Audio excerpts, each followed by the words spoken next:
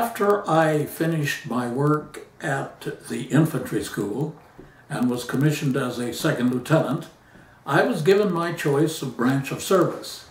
And I considered the various options. There was the Ordnance Department, there was the Corps of Engineers. Well, the thing that struck me was there's also a Chemical Corps. And I'd always liked chemistry, so I chose the Chemical Corps. Well, the Chemical Corps was headquartered in Maryland at a place called Edgewood Arsenal, which is not far from where the Ordnance Department has its headquarters. I left Fort Benning, Georgia, and went to Maryland. And when I arrived, they said, "You're just the person we're looking for. We have examinations that are submitted by officers who have retired or are on reserve, and they submit those regularly to the Chemical Corps to be graded. And we're going to ask you to participate in the grading." Well, I did that for a while, and then they said, "We have an opening in the Publications branch." The Publications branch was responsible for all military manuals and all military documents that related to the Chemical Corps. And the current project that they had was the revision of the technical manual called Military Chemistry.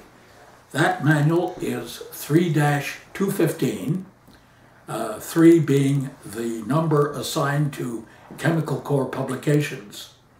Well, I went to the Publications branch, and I recall the officer in charge of the branch was Colonel Joyner. Well, Colonel Joyner was a heavy smoker. He loved cigars, and he would let the smoke on the cigar, create a big ash that was over an inch long. And then he would knock off the ash, and it would land on his clothing, and he would spend several minutes brushing away the ash. Well, one day we heard that Colonel Joyner's wife was going to join him at the Chemical Corps. Well, naturally, we were all curious to see who was the wife of Colonel Joyner.